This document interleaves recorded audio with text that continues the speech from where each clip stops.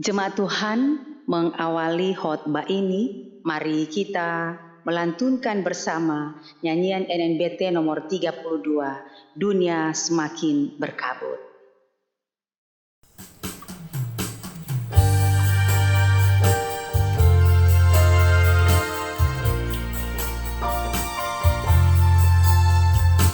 Dunia semakin berkabut, gelap menakutkan, badai serta gelombang menerpa bahtera hidupku.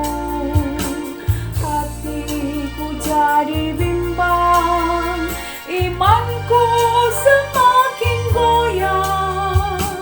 Untung ku punya Yesus, nakoda bahteraku. Kasih-Mu Tuhan tiada taranya, tak pernah meninggalkanku. Kasih-Mu Tuhan mulia dan benar, Engkaulah penolong setia. Dalam perjalanan kehidupan setiap orang, pasti ada momen-momen penting yang tidak akan terlupakan selama hidup. Entahkah itu menggembirakan atau menyedihkan. Pujian yang kita nyanyikan di awal khotbah tadi hendak menceritakan tentang suasana hati, ekspresi tentang perjalanan kehidupan yang mengalami kemelut yang menakutkan, yang dibahasakan seperti kabut gelap yang menakutkan dan seperti badai gelombang laut, di mana seseorang sementara berada dalam perjalanan mengarungi lautan. Sifat kemanusiaan nampak ketika kebimbangan menerpa dan iman mulai goyah. Saudara-saudara yang kekasih di dalam Yesus Kristus, kisah Yesus yang kita baca dalam Injil Markus 15 ayat 20b sampai 32 tadi adalah juga menggambarkan dan menjelaskan tentang kisah yang memilukan hati. Bahkan pasti sangat menyentuh sampai kedalaman hati kita. Betapa tidak, nilai-nilai pengorbanan Yesus tidak dapat disamakan dan tidak dapat dibandingkan dengan penderitaan kita sehebat apapun. Hanya bersama Yesus kita mengalami pemulihan, pertobatan, dan kesadaran serta kedewasaan atau kematangan iman yang teruji seiring waktu yang terus bergulir. Mengapa hanya Yesus yang sanggup menolong kita? Mari kita belajar dari firman Tuhan yang kita baca tadi. Siapakah seperti Yesus yang harus menderita oleh sebab mengasihi orang-orang berdosa? Siapakah seperti Yesus yang rela dipandang rendah, dipaksa memikul salib, 3 kali ia jatuh sementara perjalanan menuju ke Golgota. Dan menurut pandangan para serdadu, Yesus begitu lemah dan tak berdaya, sehingga Simon dari Kirene harus menggantikan Yesus memikul salib. Siapakah seperti Yesus yang dipaksa berjalan menuju ke Golgota, menjadi tontonan banyak orang untuk dipermalukan? Siapakah seperti Yesus yang menolak tawaran minum anggur bercampur mur sebagai penghilang rasa sakit? Siapakah seperti Yesus yang bersedia dalam keikhlasan merasakan sakit ketika dipukul dengan cambuk, sehingga wajahnya menjadi buruk rupa, tidak seperti wajah manusia lagi. Siapakah seperti Yesus yang diam saja ketika diolok-olok, diludahi, diberikan mahkota duri dan jubah ungu sebagai penghinaan. Bahkan di hadapannya, pakaiannya diperebutkan dengan membuang undi.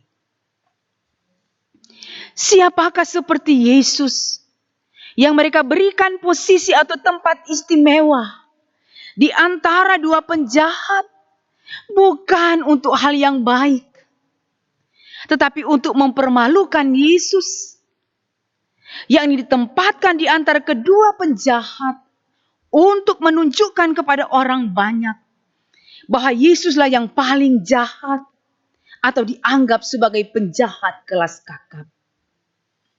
Saudara-saudaraku yang kekasih dalam Yesus Kristus, mengapa Yesus bersedia menggantikan kita yang berdosa? Karena Ia mengasihi kita. Yesus mengasihi saudara. Siapapun engkau. Katakan kepada yang di sebelah kanan dan kirimu,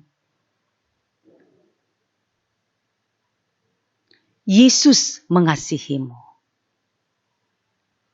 Salib Yesus melambangkan penderitaan, pengorbanan. Darah dicurahkan sebagai karya penebusan. Mahkota duri menjelaskan bahwa kemenangan diperoleh melalui penderitaan. Yesus dapat saja turun dari salib ketika hujatan orang banyak disampaikan. Hai engkau yang mau merubuhkan bait suci dan mau membangunnya kembali dalam 3 hari. Turunlah dari salib itu dan selamatkanlah dirimu.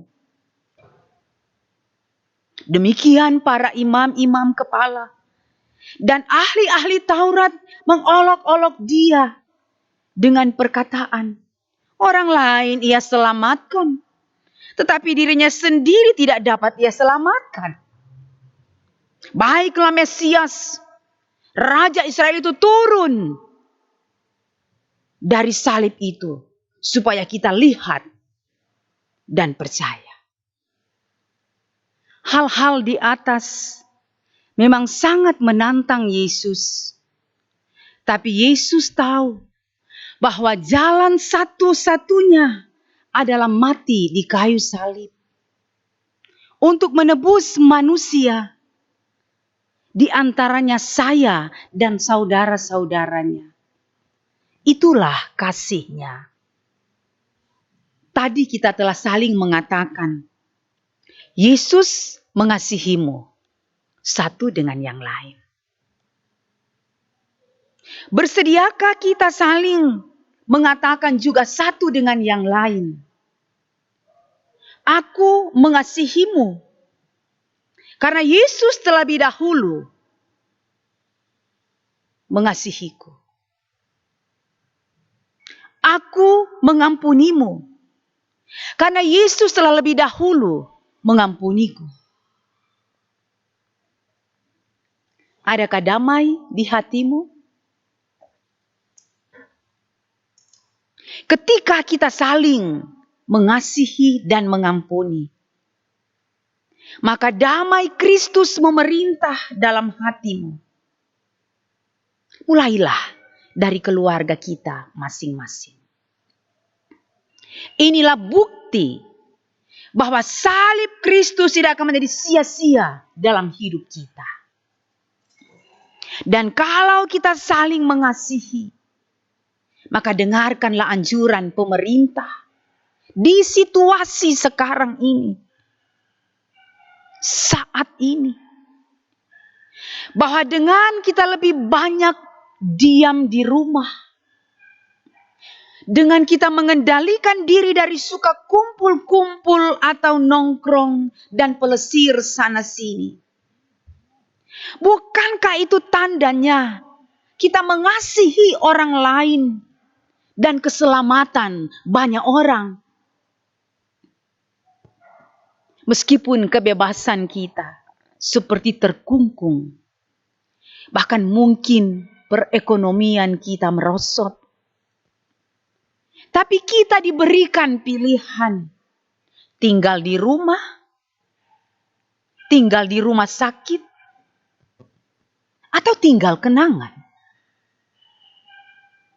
Ingat, pilihan ini sangat menentukan masa depan anak cucu kita, masa depan gereja, dan masa depan bangsa. Dan semuanya adalah ekspresi untuk kemuliaan nama Tuhan. Amin.